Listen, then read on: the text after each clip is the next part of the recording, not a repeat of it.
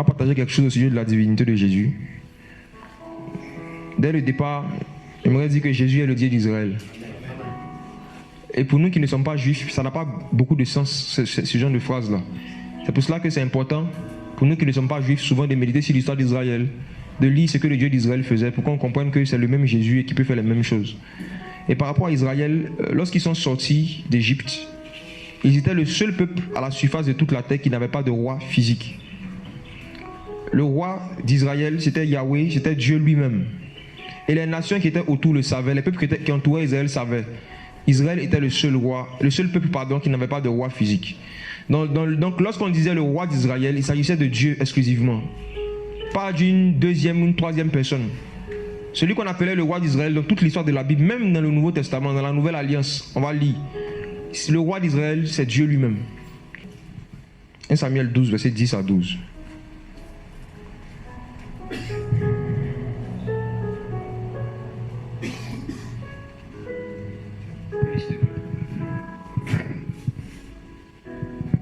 Ils criaient encore à l'Éternel, eux dit, nous avons péché, car nous avons abandonné l'Éternel, et nous avons servi les Baals et les Astartés. Délivre-nous maintenant de la main de nos ennemis, et nous te servirons. Et l'Éternel envoya Jérubbaal des Bédan, j'étais Samuel, et il vous délivrera de la main de vos ennemis qui vous entouraient, et vous demeurera en sécurité. Puis voyons que Nacha, roi des fils d'Ammon, marchait contre vous. Vous m'avez dit non, mais un roi régnera sur nous.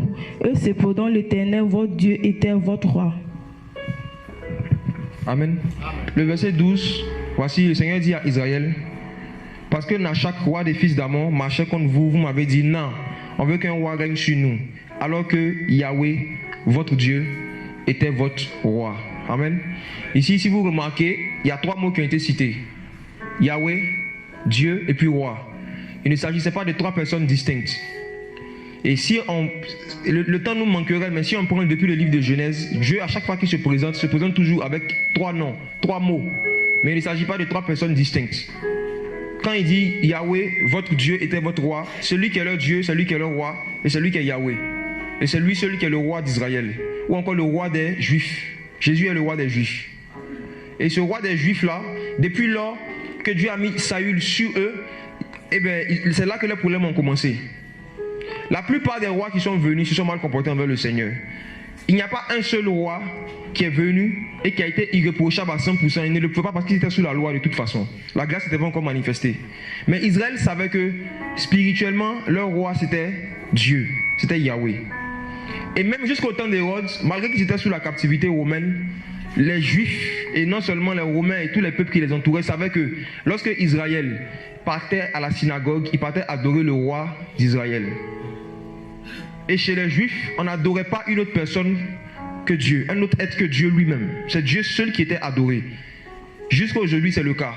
Et c'est l'une des raisons pour lesquelles les Juifs qui sont conservateurs disent que la Trinité, ils ne croient pas en la Trinité.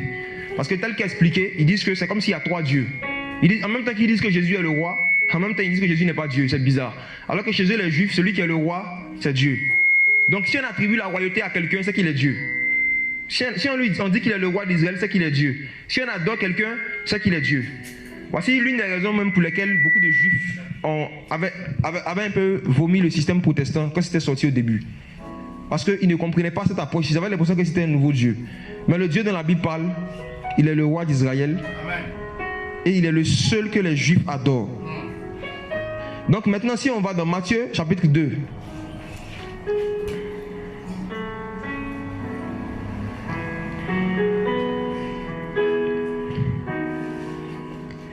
Matthieu chapitre 2, verset 1 à 3. Oui, quelqu'un peut lire? Jésus étant né à Bethléem, ville de Juda, au temps du roi Hérode, voici des mages d'Orient arrivèrent à Jérusalem, en disant, où est le roi des Juifs qui vient de naître? Car nous avons vu son étoile en Orient et nous sommes venus l'adorer. Verset 3. Le roi Hérode, ayant entendu cela, fut troublé et tout Jérusalem avec lui. Amen. Eh bien, pourquoi est-ce qu'il fut troublé? Parce qu'il savait que le roi des Juifs, qu'on adore, c'est Dieu. Et ce qui les trouble, on a dit que Dieu vient de naître. C'est-à-dire, ça ne sonnait pas logique dans leur tête. Le roi des Juifs, qu'on est venu adorer, mais la phrase qui a troublé Hérode, c'est qu'on dit il vient de naître. Alors que Hérode, depuis qu'il est là-bas, il voit les Israélites adorer le roi des Juifs. Il existait depuis longtemps. Mais pourquoi est-ce qu'eux, ils disent il vient de naître? Donc c'était un mystère pour lui. Comment quelqu'un qui existait de toute éternité, on dit il vient de naître? Mais il y a une chose qui est claire, il savait qu'il s'agissait de Dieu lui-même. C'est Dieu seul qui était adoré en Israël. Quand les gens venaient ailleurs, ils venaient adorer quelqu'un, ils venaient adorer Dieu. Et ce Dieu-là, son nom venait d'être révélé. Jésus. On dit Jésus, il est né à Bethléem. Bethléem qui signifie la maison du pain.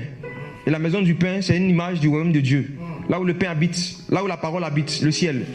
Et c'est là que Dieu, quand il a décidé de prendre une forme de bébé, est venu pour la première fois. Maintenant, tout Hérode et tout Jérusalem fut troublé avec lui. On vous dit simplement que quelqu'un vient de naître. Comment est-ce que la naissance d'un bébé peut troubler un roi? Comment est-ce que la naissance d'un enfant, d'un bébé, peut troubler un roi et tout Jérusalem? Quand on dit tout Jérusalem, ça veut dire les religieux, les sacrificateurs, les auteurs de la loi. Tout Jérusalem avait entendu dire qu'il y a des gens qui disent qu'ils sont venus, que celui qu'on adore chaque sabbat. Maintenant, pour résoudre l'énigme, regardez ce qu'il va faire. Verset 4. Et ayant assemblé tous les principaux prêtres et les scribes du peuple, il s'informa auprès d'eux où le Christ devait naître. Il s'informa auprès d'eux où qui devait naître. Est-ce que les rois mages ont demandé après le Christ? Les rois mages ont demandé après qui? Le roi des Juifs, le roi d'Israël. Eux, ils ont dit où est le roi des Juifs? Et Hérode s'en va s'informer où le Christ doit naître. Donc même Hérode, il savait que le Christ, c'est lui qui est le roi d'Israël. Même Hérode savait que Jésus était Dieu.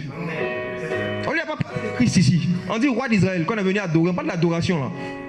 Donc même Hérode savait que le Messie devait recevoir l'adoration d'Israël. Hérode savait. Personne ne lui a révélé ces choses. Personne ne lui a parlé de Christ.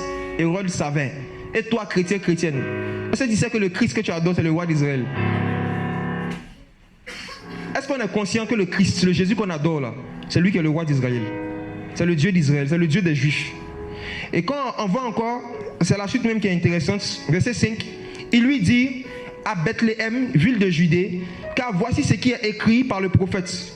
Et toi, Bethléem, terre de Juda, tu n'es nullement pas la plus petite parmi les gouverneurs de Juda, car de toi sortira le chef qui paîtra mon peuple d'Israël. Frère, quand il y a quelques mois, on avait fait une série d'enseignements sur un mois, sur les apparitions de Jésus dans le livre de Genèse, avant la chute de l'homme. Et il avait partagé un éclairage avec les frères que je vais partager ce matin. En fait, ici, il y a eu une fraude, il y a eu une falsification de la parole. Lorsque Hérode a appelé les scribes et les principaux prêtres, ils ont cité Michée chapitre 5, le verset 1, mais ils n'ont pas cité le verset en entier. Lisons, on va voir. Le verset qu'ils ont cité ici, c'est Michée chapitre 5, verset 1. Mais ils ont fait exprès, ils n'ont pas terminé le verset, parce que le verset la suite fait peur.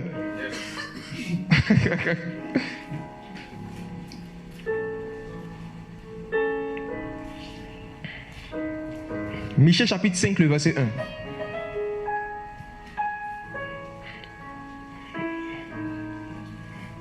Michée 5, verset 1, je lis. Mais toi, Bethléem Ephrata, petite pour être parmi les milieux de Juda, de toi sortira pour moi celui qui dominera sur Israël, dont l'origine remonte aux temps anciens, aux jours de l'éternité. Alléluia. Amen. Ils n'ont pas cité la suite qui dit dont l'origine remonte aux temps anciens, aux jours de l'éternité. Parce que s'ils avaient dit ça à Hérode, il risquait de se convertir. Donc ils ont cité un bout du verset. Et aujourd'hui, c'est comme ça que les faux docteurs enseignent. Ils prennent des passages, soit sortis de leur contexte. Bien parfois, ils prennent des versets où ils ne lisent pas tout. Ils lisent juste un bout pour induire les gens en erreur. Mais quand toi-même tu prends le temps de lire, tu vois que ce n'est pas ce que la parole dit. Non seulement il devait sortir de Bethléem, mais ils ont donné son origine. Son origine remonte aux temps anciens, aux jours de l'éternité. En d'autres termes, il est Dieu. La plupart des prophéties qui annonçaient la venue du Messie disaient que ce Messie qui allait venir, c'était Dieu lui-même. Et les prêtres et les scribes connaissaient ça très bien. Et ils voulaient cacher ça au peuple, ils ont caché ça à Hérode. Ils savaient que Hérode n'avait pas les Écritures. C'est pour cela qu'ils lui ont cité un bout du passage simplement, ils ont laissé le reste. Mais l'origine de ce bébé qui vient de naître remonte aux temps anciens, aux jours de l'éternité. Et on va lire Ésaïe chapitre 9, le verset 5. Lorsque Ésaïe a prophétisé la venue de cet enfant-là, qu'est-ce qu'il a dit encore? Ésaïe 9, verset 5. Dans certaines versions, c'est le verset 6.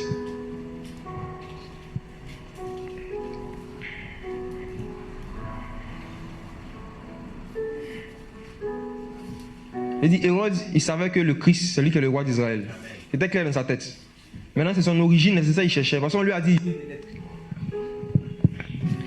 Ésaïe 9, le verset 5. Ésaïe 9, verset 5. Car un enfant nous est né, un fils nous a été donné, et l'empire reposera sur son épaule. On appellera son nom le miracle, le conseiller de Dieu puissant, le Père d'éternité, le prince de paix. Amen. Amen. Cet enfant qui devait naître, le Messie bien sûr, Ésaïe avait dit aux gens que il était le Fils, en même temps aussi il était le Dieu puissant, il était le Père. C'est cet enfant-là qui est le Fils et qui est le Père à la fois. Ésaïe l'avait dit, l'avait déjà prophétisé. Et les Juifs qui connaissaient les Écritures savaient que le Messie qui devait venir, c'était Dieu qui allait prendre une forme humaine. La parole allait être faite chair, elle allait venir habiter parmi nous. Mais ces gens-là redoutaient ce jour-là. Parce qu'ils avaient vulgarisé la vigne du Seigneur. Ils avaient détruit l'œuvre du Seigneur en Israël. Ils escroquaient les pauvres. Ils opprimaient le peuple de Dieu. Et ils savaient que si Dieu lui-même venait, il allait créer des problèmes. Donc Hérode, en association avec eux dans Matthieu 2, vu qu'ils ne savent pas de quel bébé il s'agit, il y a plusieurs bébés. La simplicité du Seigneur a fait que les gens n'ont pas pu le discerner. Parce qu'il a pris une forme simple, on ne peut pas faire la différence entre ce bébé et les autres bébés. Donc ils ont décidé de tuer tous les bébés qui avaient jusqu'à 2 ans, en dessous de 2 ans. Mais comme effectivement, ce corps humain là, ce petit corps frêle qui venait d'apparaître, Dieu était venu habiter là-dedans, et bien ils l'ont envoyé ailleurs. Ils ont envoyé le Seigneur ailleurs, comme on le sait. Ils l'ont envoyé en Égypte. Arrivé au temps qu'il devait arriver, il est revenu et tout et tout. Donc déjà, je voulais prendre juste ces passages-là pour dire qu'en fait, le Jésus qu'on adore là, c'est le roi d'Israël. C'est le roi des Juifs. Et les Juifs, sous la loi, savaient que celui qui vit dans le péché ne peut pas s'approcher de Yahweh. Ne peut pas s'approcher de lui. Même le sacrificateur, même le souverain sacrificateur, il devait faire attention à sa présentation avant de venir se mettre devant le Seigneur. Mais aujourd'hui, le Jésus qu'on présente dans beaucoup d'endroits, ce n'est pas le roi d'Israël. Les gens peuvent vivre dans l'adultère, peuvent être dans le mensonge, dans les surfacturations, les détournements d'argent, les choses bizarres. Mais malgré ça, venir prendre le micro, chanter pour lui, l'adorer. Venir adorer le Seigneur. Il peut venir se tenir devant les gens, enseigner. Il n'y a pas la pureté, il n'y a pas la sainteté, ce n'est pas grave. C'est un Dieu qui n'exige pas la sainteté de son peuple. Alors que le Dieu d'Israël, il est exigeant. Et quand tu lis l'épître aux Hébreux, l'auteur a beaucoup insisté dessus. Mais il faisait toujours le parallèle entre ce que les Juifs ont vécu et ce que l'Église, les membres de l'Église qui seront désobéissants risquent de vivre. L'apôtre Paul aussi l'a beaucoup fait dans l'épître aux Corinthiens. Quand tu prends conscience que le Jésus que tu adores, c'est le roi d'Israël, la crainte de Dieu, ta manière de le craindre et ta manière de pratiquer sa parole, ça va changer. Celui à qui on a affaire là, ce n'est pas juste un petit bébé. Déjà maintenant, on n'a pas connu bébé. On l'a connu ressuscité et glorifié. Celui qu'on est en train d'adorer là, celui dont on parle là, celui avec qui on a accepté de marcher, chacun de nous doit prendre conscience que c'est le Dieu d'Israël. Et que c'est vrai, il est gentil, mais il est terrible aussi. C'est vrai, Dieu est très bon, mais Dieu aussi est sévère. Quand tu regardes Romains 11, verset 22, l'apôtre Paul dit, considérez 2 choses, la bonté et la sévérité de Dieu. Tu n'as qu'à voir seulement comment est-ce que les chrétiens blaguent avec leur vie de prière. Tu vois qu'ils ne savent pas, ils ne connaissent pas le Dieu d'Israël. Le Dieu d'Israël, Jésus, ce même qui est venu, qui a dit aux gens, priez sans cesse. Ça ne veut pas dire de prier 24 heures sur 24, mais ça veut dire d'être constant dans la vie dans la prière. Parce que lui, il avait des heures où il prêchait, où il parlait avec les gens, il n'était pas en train de prier. Mais chaque jour, il priait quand même. Les disciples le voyaient prier. Chaque jour, il avait un temps où il priait. Et quand tu regardes dans l'Ancienne Alliance, ceux qui adoraient le Dieu d'Israël, les sacrificateurs en particulier, chaque jour, ils devaient offrir des parfums au Seigneur. Il n'y avait pas un jour, voilà, c'est les vacances où on peut faire ce qu'on veut, on peut pécher comme on veut, non. Chaque jour, il devait se consacrer, il devait toujours rester dans le sillage du tabernacle, toujours rester dans les environs de la présence du Seigneur. Ne pas s'éloigner de la présence du Seigneur, d'une manière ou d'une autre. C'est ce même Dieu-là que nous adorons. Donc quand on dit Jésus est Dieu, ça implique beaucoup de choses. Ce n'est pas juste pour nous rendre contents. C'est vrai que ça suscite la joie de découvrir la divinité de Jésus. Mais ça doit susciter encore plus la crainte de Dieu dans nos cœurs. Amen. Un autre aspect de la divinité de Jésus encore qu'on peut voir, c'est dans Jean chapitre 10. À partir du verset 1.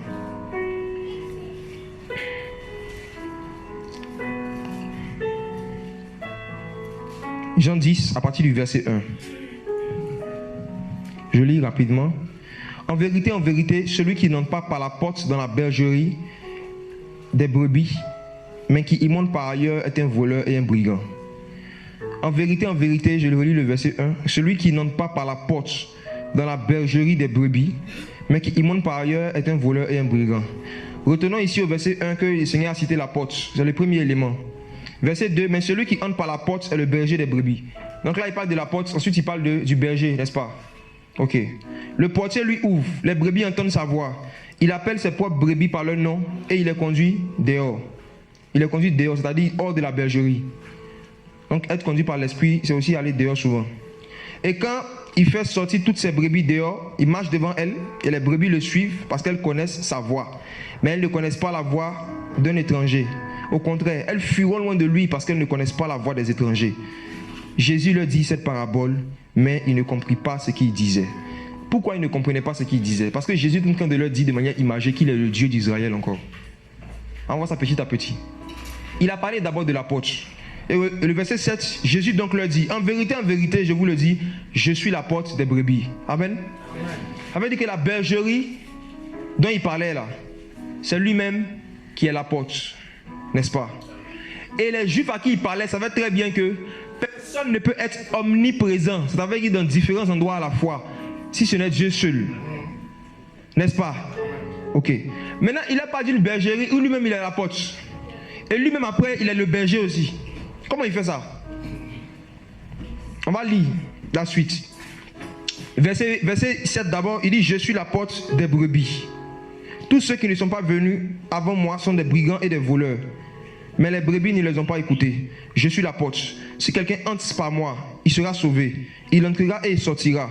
Il trouvera des pâturages.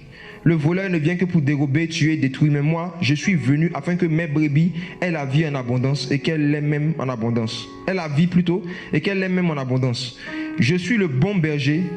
Le bon berger donne sa vie pour ses brebis. Lui-même, il est la porte. Lui, en même temps, il est le berger. C'est pas logique. C'est prophétique. C'est spirituel. Donc, quand on dit, pourquoi on dit Jésus est le Fils? En même temps, il est le Père. Si tu as compris pourquoi il est la porte, en même temps, il est le berger, tu vas comprendre ce qu'on enseigne. Parce que lui-même, plusieurs fois, il a donné des enseignements où il est tout à la fois. Il est porte, il est la porte, il est le berger. Et quand tu vois dans Jean 14, il dit, je suis le chemin. C'est-à-dire la route même pour aller même à la bergerie, mais c'est lui encore. Il est le chemin, il est la porte, il est le berger.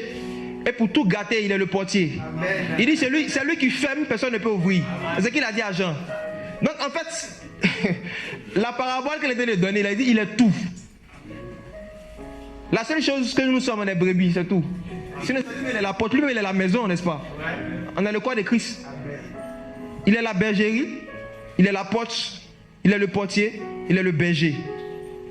Jésus est Dieu. Et voici un passage encore où il est en train de dire aux Juifs qu'il est Dieu. Et sa divinité ne peut pas être comprise avec l'intellect, avec le cerveau. C'est seulement l'esprit de Christ. C'est pour cela que Paul disait aux chrétiens de Corinthe que personne ne peut dire, 1 Corinthiens 12, que Jésus est le Seigneur ou encore Jésus est Dieu, si ce n'est par le Saint-Esprit. Donc quand vous essayez de partager les éclairages sur la divinité de Jésus avec des gens, et que vous voyez qu'ils sont endurcis, ne discutez pas avec eux. Et lorsque vous partagez des éclairages avec des gens sur la divinité de Jésus, sur l'identité de Christ, et que vous voyez qu'après ils prêchent autre chose ou bien ils font autre chose, ne soyez pas durs envers eux. Ce n'est pas parce que tu as partagé une parole avec quelqu'un que ça veut dire que la personne est éclairée. Amen. Ce n'est pas parce que tu as partagé une vérité avec quelqu'un que ça veut dire qu'il est éclairé. Un homme est éclairé lorsque Dieu l'éclaire. Tu peux entendre un enseignement, mais tant que Dieu t'a pas éclairé, tu ne vas pas comprendre. Donc le fait de se fâcher contre eux, de faire des histoires avec nos frères et ceux qui ne comprennent pas, ça ne sert à rien. Parce que nous-mêmes là, ce n'est pas pareil que notre cerveau qu'on a compris, c'est la grâce de Dieu. Parce que c'est trop profond. C'est des choses qui sont trop profondes. Et par rapport à la divinité de Jésus encore, permettez que je m'attarde sur un aspect. Jean chapitre 14.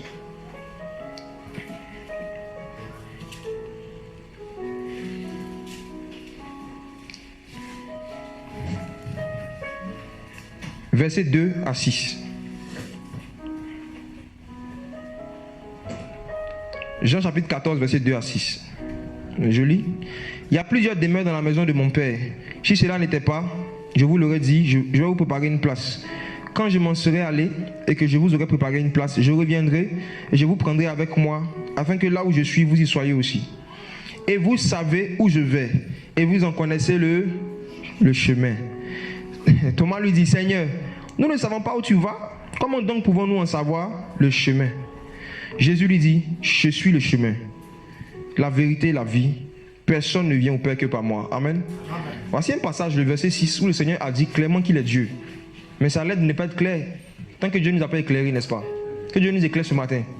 Amen. Jésus dit, je suis le chemin. Le chemin. C'est quoi le chemin? On doit retourner pour voir le Dieu d'Israël. On doit retourner dans l'Ancienne Alliance. Pour voir le chemin, qu'est-ce que c'est? Le chemin est une expression que les Juifs utilisaient très souvent pour parler du cœur de quelqu'un, ou bien pour parler des secrets de quelqu'un, ou bien pour parler des choses que tu aimes que personne ne sait, des choses que quelqu'un aime, les secrets les plus intimes de quelqu'un, que lui seul il connaît. Et on va aller dans Proverbe chapitre 31.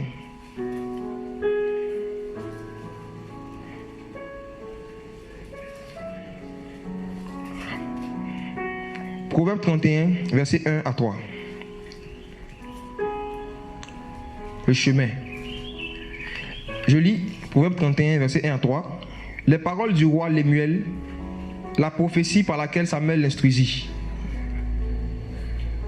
Voici un passage encore qui montre que prophétie c'est pour instruire, c'est pas pour amuser les gens. Quoi, mon fils? Quoi, fils de mes entrailles? Et quoi, mon fils, pour lequel j'ai fait tant de vœux? Ne donne pas ta force aux femmes, ni tes chemins à celles qui détruisent les rois. Amen. Dans la version de certaines personnes, ils écrivent, ne donne pas ta force aux femmes, ni tes voies à celles qui détruisent les rois. C'est la même chose. Le mot hébreu, c'est derek. Ça veut dire chemin, ça veut dire voie. C'est la même chose. Donc, au verset 3 ici, de quoi est-ce que la femme parle à son fils? Quand elle dit, ne donne pas tes voies, ou encore ne donne pas tes chemins à celles qui détruisent les rois. Elle est en train de lui dire simplement que il ne doit pas donner son intimité, il ne doit pas donner ces choses secrètes à des femmes qui n'ont pas la crainte de Dieu. Par exemple, toi qui es un frère chrétien, s'il y a une fille qui est dans ton entourage qui te côtoie et que tu vois qu'elle commence à te poser des questions sur les choses du genre, qu'est-ce que tu aimes chez une femme? Qu'est-ce que tu aimes le plus qu'une femme te fasse? Qu'est-ce que tu veux qu'on te fasse? Elle est en train de te demander tes chemins. C'est-à-dire ce qu'elle va faire pour toucher ton cœur, c'est ce qu'elle veut savoir. Et ici, elle est en train de dire à son fils de faire attention, de ne pas donner ses chemins, de ne pas donner ses voies, de ne pas donner les choses qui le touchent personnellement à celles qui détruisent les rois. Aujourd'hui, pour nous qui sommes les chrétiens, nous sommes un peuple de rois, n'est-ce pas? Et de sacrificateurs. Vous qui êtes mariés, faites attention. Souvent, il y a des personnes du sexe opposé, hommes comme femmes, qui peuvent créer des proximités charnelles avec vous. Et vous soutirez de manière très sournoise des informations sur des choses que vous aimez le plus chez une personne du sexe opposé. C'est vos chemins qu'elles sont en train de chercher pour toucher votre cœur. N'est-ce pas ce que Delilah a fait à Samson? Elle a cherché à connaître son chemin. Elle savait que ce gars-là, sa force, sa puissance, il y avait quelque chose, un secret que personne ne connaît. Et quand Delilah a eu le chemin de Samson, on connaît la suite. Nos chemins, notre chemin, mais notre voie, ce sont les choses qui nous touchent le plus. Et ça, personne ne doit savoir, pas ton mari ou ta femme. Personne ne doit savoir. Si le Seigneur même te convainc, même jusqu'à ton plat préféré, il ne faut pas dire. Tu peux pousser ça jusque-là. C'est-à-dire les choses qui te touchent le plus, les choses qui touchent à ton intimité, les choses qu'on peut faire, puis ça te toucher directement dans ton âme. Il ne faudrait pas donner ça à celles qui détruisent les rois. Il ne faudrait pas partager ça à celles qui détruisent les rois.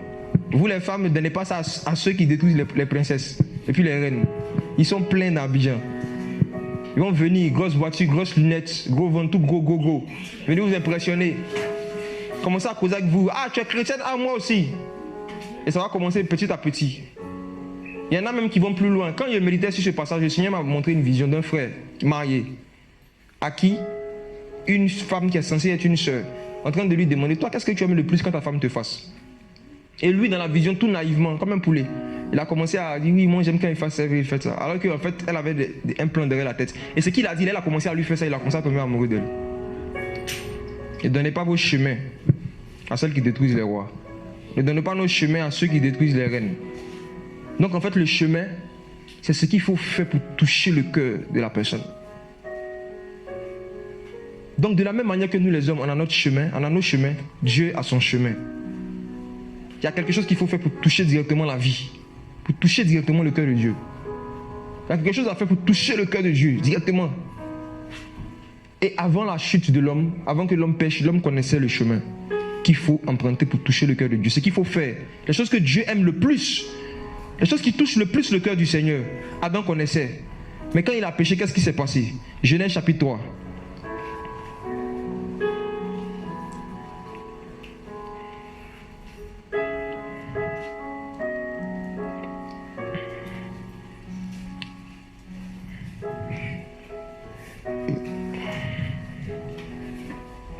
Genèse 3, verset 24. Genèse chapitre 3, verset 24. C'est ainsi qu'il chassa l'homme et y mit à l'orient du jardin d'Éden des chérubins qui tournaient ça et là une épée flamboyante pour garder le chemin de l'arbre de vie. Amen. Après la chute de l'homme, après le péché de l'homme, le chemin pour toucher l'arbre de vie c'était caché. Et jusqu'à aujourd'hui, c'est caché.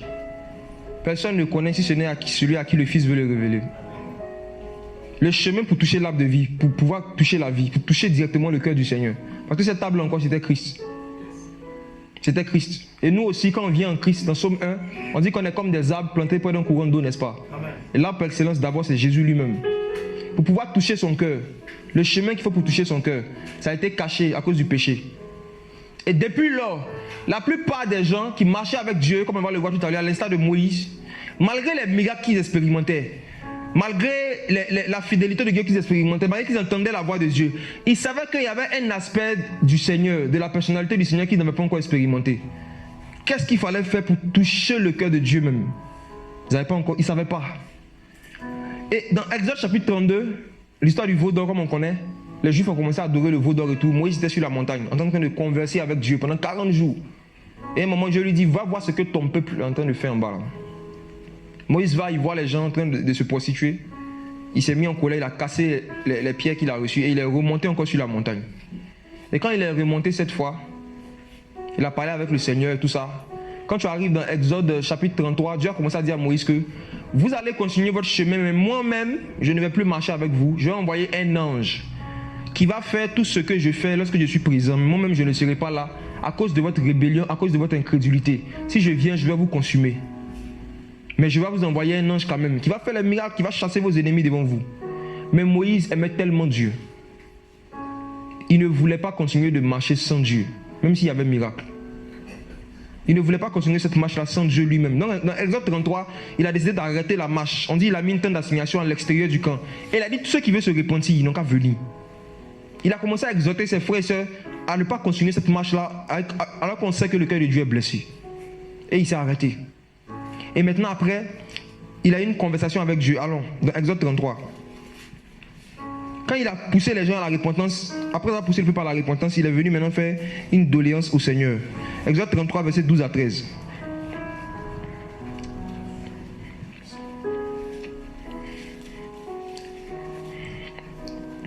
Exode 33, versets 12 à 13. Je lis rapidement. Moïse donc dit à Yahweh, regarde, tu m'as dit fais monter ce peuple et tu ne m'as point fait connaître celui que tu dois envoyer avec moi. Il parle de l'ange en question. Je dis, il y en a qui disent qu'on est le nom de leurs anges. Tu as même dit, je te connais par ton nom et aussi tu as trouvé grâce à mes yeux. Et maintenant je te prie, si j'ai trouvé grâce à tes yeux, fais-moi connaître ton chemin, ou encore fais-moi connaître tes voies, dans certaines versions. Et lorsque je me ferai connaître tes voies, je te connaîtrai et je trouverai ainsi grâce à tes yeux. Considère aussi que cette nation est ton peuple. Et Yahweh dit, je viendrai moi-même avec toi, je te donnerai du repos. Il a dit quoi à Dieu au verset 13? Je te prie, si j'ai trouvé grâce à tes yeux, fais-moi connaître ton chemin. Derek. Moïse, il était terrible. Quand tu lis Pierre dit que les prophètes des temps passés, là, on leur a dit que la venue du Messie qu'ils annoncent, la dispensation qu'ils annoncent là, ce n'est pas pour eux. Et qu'ils ont fait de ce salut-là, qui nous était réservé, l'objet de leurs recherches et de leurs investigations. Et il y a certains parmi eux, comme Moïse, qui voulaient expérimenter le chemin avant le temps. Moïse voulait connaître le chemin de Dieu. Ce qu'il faut faire pour toucher le cœur de Dieu directement, c'est qu'il touche le plus le cœur du Seigneur. Mais quand tu lis la suite de la conversation, le Seigneur a changé de sujet. Il dit non, un homme ne peut pas voir ma face et puis il va vivre. Mais c'est pas c'est ça qu'il a parlé au début. Il a parlé de chemin. Après il a dit fais-moi voir ta gloire. Le Seigneur lui a dit non. Lorsque ma gloire va passer, je vais mettre ma main sur toi. Et puis lorsque je serai de dos, tu vas voir. Moïse voulait voir le cœur du Seigneur. Le Seigneur dit non, il a montré son dos. Il dit non, c'était pas le temps. C'était pas encore le chemin n'était pas encore révélé. Le secret de Dieu, ce qu'il fallait faire pour toucher le cœur de Dieu directement n'était pas révélé. Moïse voulait connaître avant le temps. On lui a dit non. Et Ésaïe aussi a annoncé ce chemin-là. Ésaïe chapitre 35.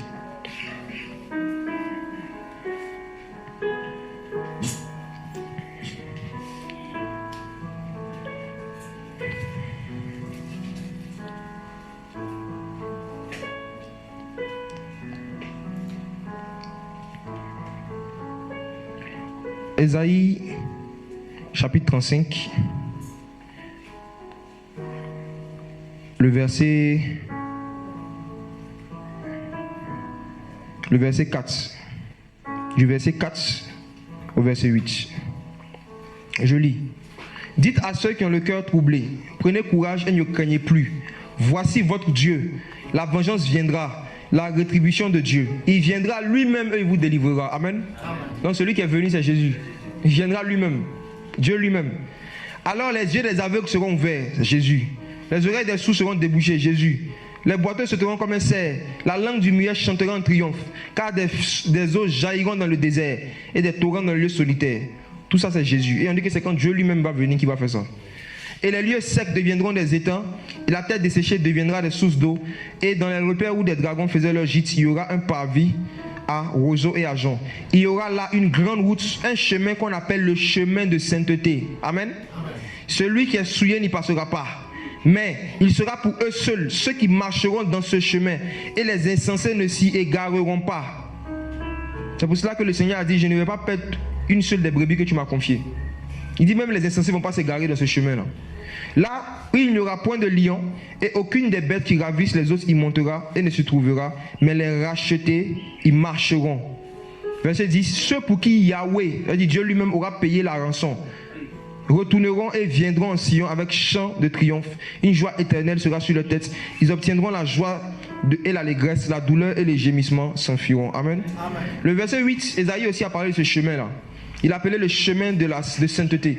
Dans d'autres versions, ils ont écrit la voie sainte. C'est direct, c'est le même mot hébreu. Le chemin. Il s'agissait de ce qu'il faut faire pour toucher le cœur de Dieu.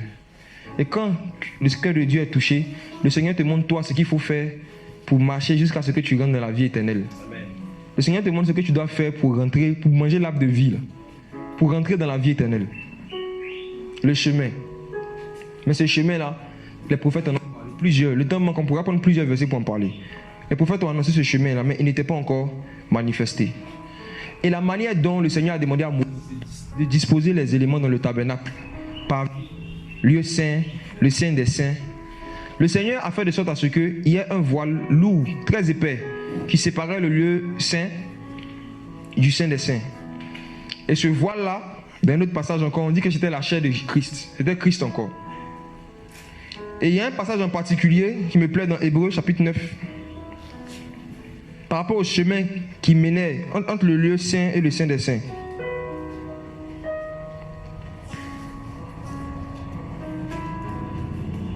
Hébreux chapitre 9, verset 8. Ceux qui n'ont jamais lu le passage peuvent lire après à partir du verset jusqu'à la fin. Hébreux chapitre 9. Et lorsqu'il finit maintenant de décrire, à partir du verset 1, l'auteur décrit les éléments du tabernacle. Maintenant, arrivé au verset 8, le verset 8 dit, le Saint-Esprit faisait connaître par là que le chemin du Saint des Saints n'était pas encore manifesté. Alléluia. Il faisait connaître par là que le chemin du Saint des Saints n'était pas encore manifesté, tandis que le premier tabernacle était encore debout. Voyez? Donc Moïse était dans son tabernacle de Moïse et il voulait connaître le chemin. Ce n'était pas possible. Il fallait d'abord que la loi finisse. Il fallait d'abord que le premier tabernacle soit accompli totalement. Pour que le chemin maintenant du Saint-Esprit soit manifesté. Et ce chemin-là, c'est Jésus-Christ, comme il a dit. Amen. Comme on l'a lu. En fait, ce chemin, c'est Dieu lui-même. C'est Dieu lui-même. C'est le Seigneur lui seul qui est en même temps le chemin, qui est en même temps celui qui te conduit sur le chemin. C'est le Seigneur. Et il a dit, personne ne peut venir au Père si ce n'est celui à qui le Fils veut le révéler. Pour venir à Dieu, il faut que Dieu t'attire. Parce qu'on ne connaît pas le chemin. Et la parole dit qu'après sa résurrection, Jésus-Christ a inauguré un chemin nouveau. On va lire ça, Hébreux chapitre 10. Verset 19 à 20. Hébreux 10, verset 19 à 20. Il dit, ainsi donc mes frères, nous avons la liberté d'entrer dans le Saint des Saints au moyen du sang de Jésus, qui est le chemin. Jésus est le chemin, nouveau et vivant, qu'il a inauguré pour nous à travers le voile, c'est-à-dire sa chair. Amen. Donc le voile en question, c'était la chair de Christ. C'est pour cela que tous ceux et celles qui font des représentations physiques de Jésus, les images et tout, là, ils ne peuvent jamais voir la vie éternelle. Ils ne peuvent pas. Parce qu'une chair qui nous empêchait de nous approcher de Dieu, un corps physique qui nous empêchait, le Seigneur a broyé ça pour nous à la croix. Il est ressuscité. Maintenant il dit il a déchiré le voile. Et nous on veut le redessiner encore. C'est vrai, c'est bien de dénoncer le catholicisme et d'attirer l'attention des gens sur des choses qui se font dans le catholicisme qui sont anti-bibliques. Mais demandons toujours au Saint-Esprit de nous pousser à le faire de la manière dont lui il veut le faire. Chacun d'entre nous ici a son chemin. Ça veut dire ce qu'on doit faire pour que ton cœur soit touché. Et Dieu seul sait. Ceux ici qui sont convertis, le moyen par lequel, si on rend nos témoignages, on va voir que Dieu ne va passer par les mêmes moyens pour nous convertir, nous tous. Il y en a qui sont convertis en écoutant la parole. Il y en a qui sont convertis parce qu'ils étaient malades, ils ont été guéris. Et après ça, ils ont commencé à confesser leurs péchés. Il y en a qui sont convertis en écoutant quelque chose à la radio. Il y a d'autres qui ont les invités dans une assemblée, c'est là qu'ils ont donné leur vie au Seigneur. Vous voyez que le Seigneur a utilisé des chemins différents pour toucher nos cœurs. Chaque homme a son chemin. Donc ça, parce que tu croises quelqu'un qui adore Marie, que tu vas te dire en même temps, voilà, là, il faut qu'on dénonce Marie pour qu'il se convertisse. Parfois, tu vas faire les choses dans la chair. Dieu seul connaît son chemin. Ce qu'il faut faire pour toucher son cœur. Je me rappelle, celui qui m'a annoncé l'évangile, quand il me parlait, il avait porté un slim et puis un t-shirt. Et quand on me l'a présenté, on m'a dit, ah, voici prophète un tel. Dans mon cœur, j'ai ri. Et le prophète qui porte slim. Ah, pas un prophète. Tu vois? Et ça fait que je me suis ouvert à lui. Pourquoi? Parce qu'à l'époque, quand je sais que quelqu'un est un véritable serviteur de Dieu, parce que je ne supportais pas les gens qui vivaient dans la sainteté. Donc quand je savais que quelqu'un était un véritable serviteur de Dieu, je le fuyais. Je faisais tout pour ne pas parler avec lui. Donc lui, comme je pensais qu'il n'était pas serviteur de Dieu à cause de son habillement, je me suis, comme on dit chez nous, je me suis kenné. Je suis venu l'écouter tout ce qu'il m'a dit. Et quand il m'a parlé du péché, il m'a annoncé la repentance, que j'ai donné ma vie au Seigneur, il m'a dit, quelques semaines après, que j'ai vu son habillement avait changé. Son habillement a carrément changé. Depuis le temps où il me parlait du Seigneur jusqu'à après ma conversion. Et je lui ai demandé, mais qu'est-ce qui se passe par rapport à ton habillement? Il dit non, que la manière dont il s'habille, c'est comme si c'est toujours habillé. Le Saint-Esprit lui avait dit qu'il allait rencontrer un jeune. Que le jeune là, si tu es habillé comme un pasteur, il ne va pas t'écouter. C'est ce qu'il m'a dit. Il dit non, il ne savait même pas qu'il allait venir, mais il avait déjà commencé à aller au marché à Accra, acheter les habits de jeunes pour se mettre un peu dans le bain déjà. Et quand il a parlé avec moi, il a su que c'était de moi qu'il s'agissait. Il dit effectivement, si il savait que j'étais pasteur, on n'allait jamais s'ennuyer pour causer, jamais de la vie. Le Seigneur connaissait mon chemin. Il savait ce qu'il fallait faire pour qu'il puisse ouvrir mon cœur à la parole. Donc quand on est devant les gens, disons ce Saint-Esprit de nous conduire. Il y a diversité d'opérations, le même esprit. Mais souvent, quand on a un seul mode opératoire, on devient charnel, on ne parle plus de fruits. Tu as rencontré des amis évangéliques, tu as dit, ah, ça doit parler de la dîme, l'église bâtiment, l'église influente ou influencée. On a déjà des thèmes prédéfinis, avec des versets prédéfinis. Et quand on dit on raconte un tel type de chrétien, on lui sait ça. Vous savez que le Saint-Esprit souvent a du mal à nous utiliser. Parce que c'est nous-mêmes qui utilisons les Écritures. Ce n'est pas Dieu qui nous utilise. Le chemin du Seigneur n'était pas encore manifesté, n'était pas encore révélé. Donc avant que Jésus-Christ ne meure, ne ressuscite et ne monte au ciel, plusieurs passages, le temps nous manquerait, prouvent que personne n'était encore monté au ciel. On va prendre un seul. C'est Jean 3, n'est-ce pas?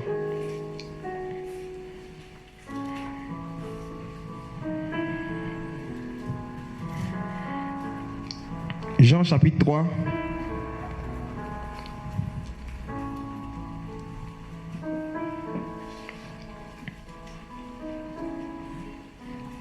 Je cherche le passage où le Seigneur dit, verset 13, c'est ça? Ok, merci. Verset 12 à 13. Jean 3, verset 12 à 13. Jésus dit, si je vous ai parlé des choses terrestres et que vous ne les croyez pas, comment croirez-vous si je vous parle des choses célestes? Car personne n'est monté au ciel, si ce n'est celui qui est descendu du ciel, à savoir le Fils de l'homme qui est dans le ciel. Amen. Amen. Là encore, Jésus parle de son omniprésence. Il est sur la terre, en même temps il dit le Fils de l'homme qui est dans le ciel. Il parle au présent. Donc il est en train de parler avec Nicodème, en même temps il était dans le ciel. Et deuxièmement encore, le Seigneur est en train de montrer ici que tous ceux qui sont morts, avant que lui n'arrive pour commencer son ministère, n'étaient pas encore au ciel. Personne n'était monté au ciel au temps où il parlait, même pas Moïse. Parce que le chemin qui mène là-bas n'était pas encore ouvert.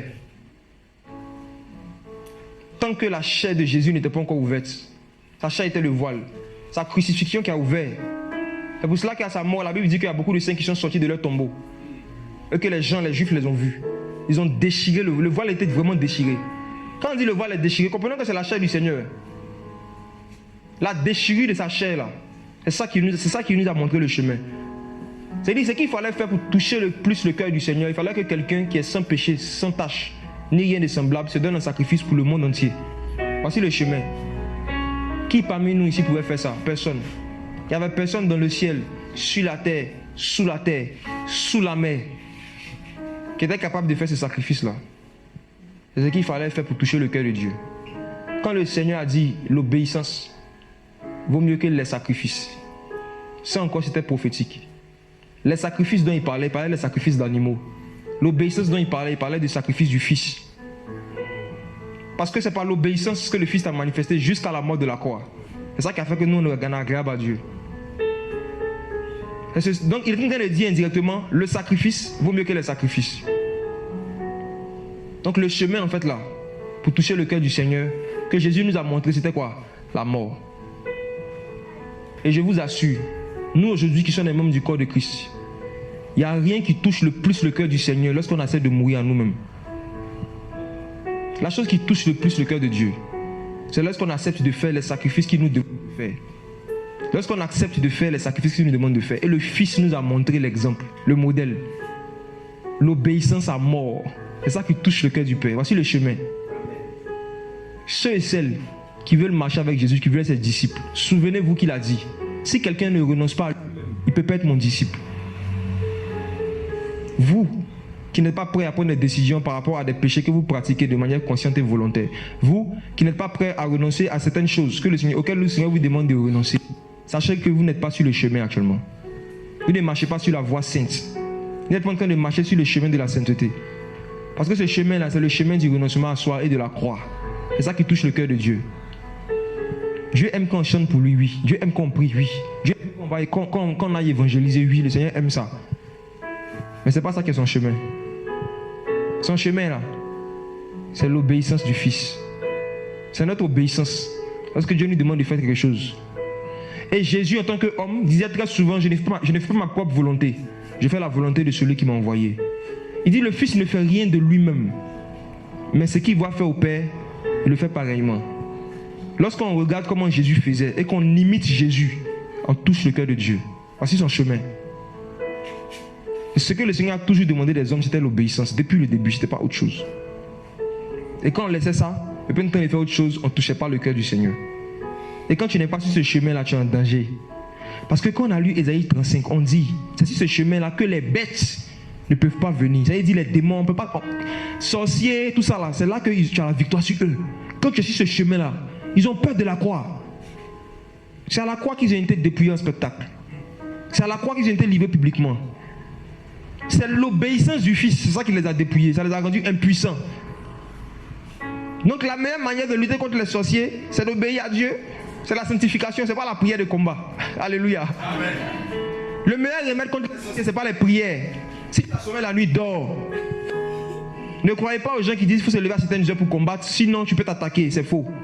C'est faux. Si tu es sur le chemin, on dit les bêtes ne peuvent pas. Même si tu les appelles. Le problème, c'est le chemin. Quel est le chemin sur lequel tu es? Est-ce que tu es sur le chemin de l'obéissance? Est-ce que quand tu t'examines toi-même, pas en te comparant aux autres, quand tu regardes l'obéissance du Fils, et puis tu te regardes là, tu es à quel niveau? Et jusqu'à ce que Jésus vienne, personne ne va, en tout cas ceux qui ne sont pas orgueilleux, personne ne va penser qu'il est arrivé. Mais ce à quoi on va travailler chaque jour là, c'est de plus en plus marcher sur le chemin étroit et resserré, parce qu'il y a très peu qui marchent par là. Il y a très peu qui veulent marcher sur ce chemin là. C'est étroit et c'est resserré. C'est pas serré hein, les frères. C'est pas serré, c'est resserré. Quand on dit resserré, ça veut dire avant c'était serré. Ils ont serré encore. Avant, on dit, si tu couches avec une femme, tu as commis l'adultère. Maintenant, Jésus dit, si tu regardes une femme pour la convoiter, tu as commis l'adultère. Il a resserré ça. Le chemin est resserré. Mais c'est le seul chemin qui mène au ciel. C'est ce chemin-là que les chérubins ont caché aux hommes de toute l'éternité. Maintenant, il a été manifesté. Il est resserré. Resserré. Il y a des objets qui ne peuvent pas passer. Tu es obligé de laisser. Il y a des cadeaux de tes anciens gars. Quand tu es passé sur le chemin, ça ne rentre pas. On t'a offert une petite bague. Tu n'étais pas encore sur le chemin, ça rentre sur ton doigt. Depuis que tu as dit, Seigneur, je marche sur le chemin. Quand tu te mets sur le chemin, la bague devient comme fauteuil. Ça t'empêche d'avancer. Tu es obligé de jeter. Quand tu veux marcher sur ce chemin, les petites choses deviennent des grosses choses si Dieu n'aime pas. Les petits péchés deviennent des gros péchés. Le Seigneur t'empêche d'emporter certains objets sur ce chemin-là. Il y en a qui vont rater l'enlèvement. Pourquoi? Parce que le Seigneur a demandé de jeter certains objets, ils n'ont pas voulu jeter. Certains savent de quoi je parle. Les objets que tu as eu dans l'impudicité, que tu as eu dans le mensonge, dans le vol. Où sont les fruits de ta repentance? Zachée, avant de croiser Jésus, il travaillait 50%, il volait 50%. Quand il a croisé Jésus, il dit, je donne la moitié de mes biens aux pauvres. Si on veut regarder ça spirituellement, ça peut correspondre à la partie de ses biens qui lui-même sait qu'il n'a pas acquis légalement. Faites cadeau des cadeaux bizarres que vous avez reçus. Amen. Donnez ça aux pauvres. Vendez, donnez ça aux gens qui en ont besoin. Ça aussi, ce sont les fruits de la repentance. Ce chemin-là peut te coûter un emploi. Il y en a qui ont eu leur emploi en commentant l'impudicité avec la personne qui leur a donné l'emploi pour pouvoir avoir. Tu marches avec Jésus et tu vois que quand tu commences à travailler, la personne demande toujours encore de sortir avec toi. C'est jamais une seule fois. Hein? Il ne va jamais demander à coucher avec toi une seule fois ou à flirter avec toi une seule fois. Ça sera répétitif. Et c'est un secret que tu gardes dans ton cœur. La seule manière pour toi d'avoir la paix, c'est de démissionner. Et celui qui prend soin même des oiseaux qui ne sèment ni ne moissonnent, va te donner à manger. Il a dit, les oiseaux du ciel ne sèment ni ne moissonnent, mais le Père les nourrit. Il dit, votre Père les nourrit. Jésus est en train de dire aux gens, les oiseaux là, ils ne sont pas enfants de Dieu. Maintenant, votre papa, il s'occupe d'enfants des gens. Et puis, c'est vous-même qui n'avez pas s'occuper de vous. Même les oiseaux, il les nourrit. Le chemin étroit et resserré. Et le Seigneur dit, il y a très peu qui veulent passer par là, par ce chemin-là. Jésus a dit, je suis le chemin. Je suis le chemin. Et tous ceux qui connaissent ce chemin-là, qui ont au moins 5 ans, 4 ans de conversion, vous savez que parfois, il arrive des moments où tu n'arrives plus à marcher sur le chemin comme avant. Avant, tu marchais vite, maintenant tu boites. Avant, tu courais, maintenant tu rampes. Quand le Seigneur t'appelait à la prière, quand tu ressens dans ton cœur, mon fils, éloigne-toi, isole-toi, viens prier, viens intercéder un peu. Tu vois comment tu courais? Quand tu sentais l'envie de méditer les Écritures, tu vois comment tu courais avant sur le chemin? Et aujourd'hui, il y a forcément quelque chose qui t'alourdit. Et ce qui t'alourdit là, c'est quelque chose que le Seigneur veut que tu te laisses. Et tant que tu n'as pas fait ça, tu n'auras pas la paix. Tu n'auras pas la paix. Le Seigneur dit, mon joug est doux et comment? Léger. Donc tout joug qui t'empêche de marcher, ça ne vient pas de Jésus. Le fardeau du Seigneur est léger. La charge que le Seigneur met, c'est léger. Mon frère, ma soeur, Jésus dit, je suis le chemin. Ah, le chemin. Le chemin. Même Moïse ne connaissait pas. Quand il a révélé le chemin comme ça, il est ressuscité, il a révélé ça aux apôtres. Il dit, pour aller au ciel. Celui qui ne renonce pas à lui-même ne peut pas. Et c'est quelque chose, c'est un exercice, hein, je peux dire ça comme ça, qui est continuel jusqu'à ce que le Seigneur revienne. On doit toujours se remettre en cause. Ne laissons jamais nos cœurs nous donner l'impression qu'on a atteint la perfection dans la sanctification. Ne laissons pas nous-mêmes nos cœurs nous séduire.